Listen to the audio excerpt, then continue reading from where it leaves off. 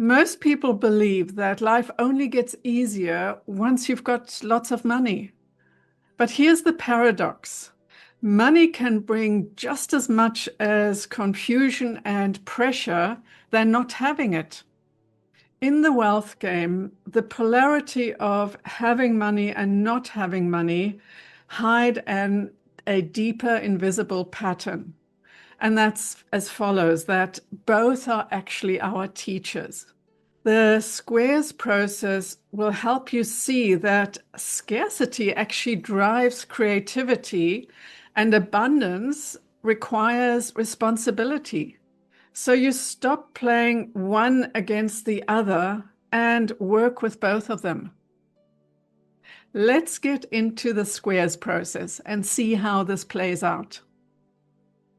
Here we have a page divided into 4 sections, and we answer 4 questions as to why those would be true. So firstly, why would I love having money? Why would I hate having money? Why would I love not having money? And why would I hate not having money? Let's get into the first one. I love having money. Why is that true? Money gives me freedom. I can make choices without restriction. It validates my competence. Earning money proves my skills and value. Having money creates security. I can plan for the future confidently. It allows influence. I can fund projects or causes I care about. Money amplifies opportunities. I can access experiences and networks I couldn't otherwise do so. It provides comfort. I can take care of myself and others. So let's look at I hate having money. Why is that true? Money attracts pressure. Others expect me to use it wisely and give it away. It creates responsibility. More resources mean more decisions to manage. Having money can isolate me. Jealousy or envy can arise in relationships. It can trigger fear. Losing it feels catastrophic. Money can expose greed or attachment. Temptations and values conflicts appear. Excess money may lead to distraction.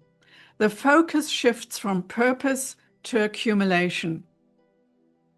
Let's look at why I love not having money.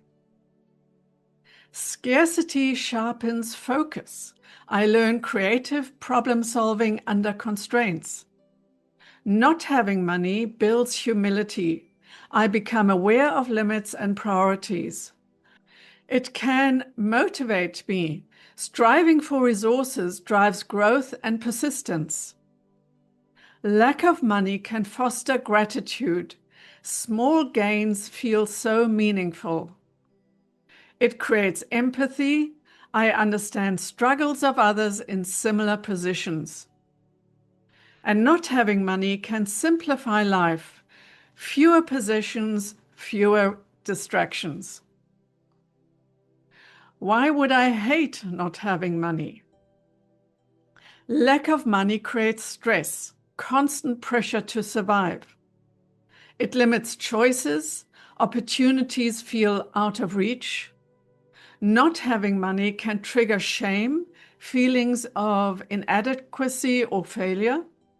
Scarcity can strain relationships. Money-related conflicts arise. It can erode confidence. Self-worth feels tied to resources. It may create cycles of dependency, relying on others for support repeatedly.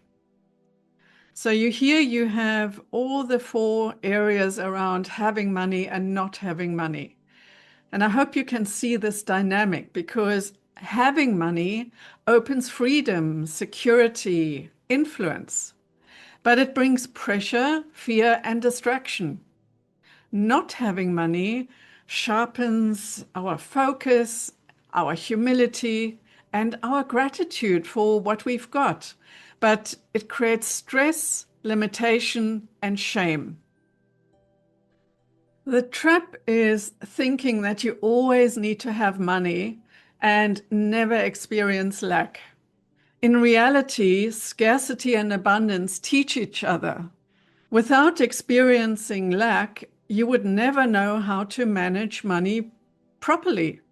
And without abundance, striving and creativity will remain untested. So here's the game move. When you notice scarcity or abundance in your life, look at it totally consciously and manage these resources that you do have strategically. If this square hit home for you, I've created another square process where I took the same dynamic, having money and not having money, but put it through a filter of the meaning game. So it has a slightly different slant. And if you are interested in finding out what that actually looks like, watch that video here.